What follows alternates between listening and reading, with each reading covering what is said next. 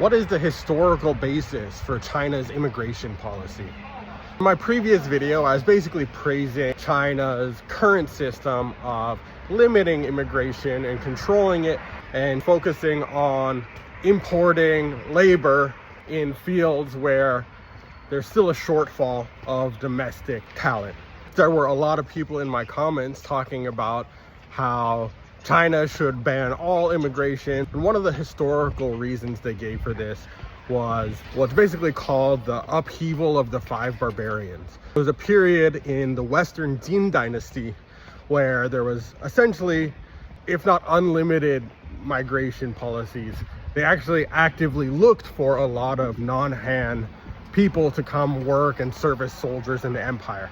And eventually that led to civil unrest and fracturing of that dynasty. But this was about 2,000 years ago. Now, obviously, it would be unwise to disregard the lessons of history.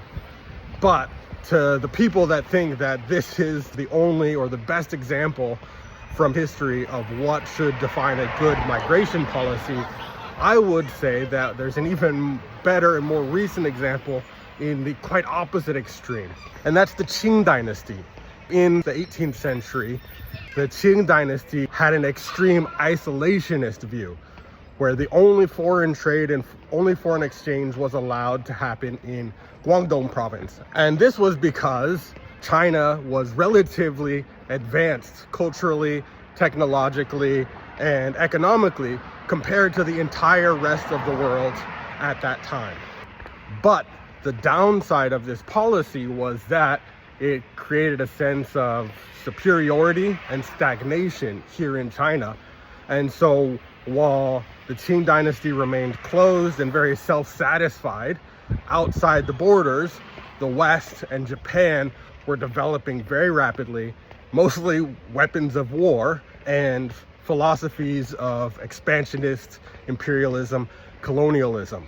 And so it's as a direct result of that isolationist Qing policy that led to the Opium Wars and the Century of Humiliation.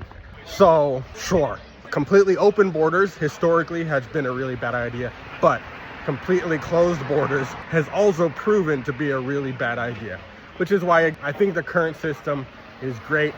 Be selective, use background checks, require certification and authentication of credentials, and limit it to those skills which are going to help China and are hard to find from local talent.